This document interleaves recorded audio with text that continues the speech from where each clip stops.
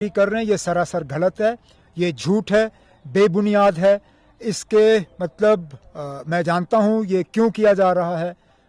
यहाँ पे कुछ लोगों की आदत है जब वो नेशनल कॉन्फ्रेंस को मजबूत देखते हैं तो हमें कमज़ोर करने की कोशिश जो है उसकी साजिशें रचाई जाती हैं, बातों को जो है तोड़ मरोड़ के पेश किया जाता है।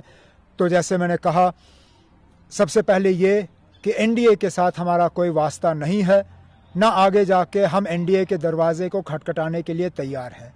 ना एनडीए के लिए दरवाज़ा खुला है, ना खिड़की खुली है, ना कोई ज़रा सी भी हमारे तरफ से कोई गुंजाइश है। जहाँ तक ये तासुर दिया जा रहा है कि हम एनडीए को छोड़ रहे हैं या इंडिया को छोड़ रहे हैं या हम इंडिया को आज कमज़ोर कर रहे हैं, मैं दोबारा अपनी बात जो कई महीनों से हम करते आए हैं, इंडिया अलायंस के पास पहले से ही 3 सीटें हैं, श्रीनगर, अनंतनाग और बारामुल्ला। 3 सीटें जम्मू कश्मीर और लद्दाख की वो बीजेपी के पास हैं। हमारा मकसद आज बीजेपी को रोकना है और इस मकसद के लिए कांग्रेस के साथ सीट शेयरिंग की जो प्रक्रिया है वो अभी शुरू हुई नहीं है। फॉर्मली इनफॉर्मली कुछ बातें हुई हैं, उनको अब हम फॉर्मलाइज करेंगे। आगे आने वाले दिनों में हमारे तंजीम के जो साहिब सदर हैं वो अपने कुछ साथियों को बुलाएंगे। हम पहले अंदरूनी तौर इस पर मशवरा करेंगे और उसके बाद कांग्रेस से बात करेंगे।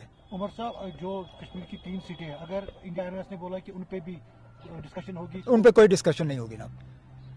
देखिए, अगर इंडिया अलायंस का मकसद आपस एक दूसरे को कमजोर करना है तो ठीक है ना, अब हम इन सीटों पे बात कर सकते हैं। लेकिन अगर इंडिया अलायंस का मकसद बीजेपी को कमजोर करना है तो नेशनल कॉन्फ्रेंस को कमजोर करके आपको क्या मिलेगा? ये तो पहले ही 3 सीटें इंडिया अलायंस के पास हैं। अगर इनमें से कोई सीट बीजेपी के पास होती या बीजेपी के जो सहयोगी पार्टियां हैं उनके पास होती, हम जरूर उन पे बात करते। लेकिन ये 3 सीटें पहले ही आपके पास इंडिया अलायंस के पास हैं।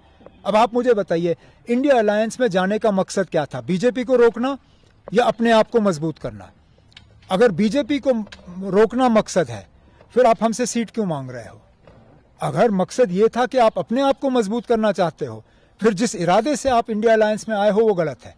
हमारा इरादा सबसे पहले दिन से यही था कि हम जम्मू कश्मीर और लद्दाख की जो 6 सीटें हैं इनमें हम बीजेपी को हराना चाहते हैं।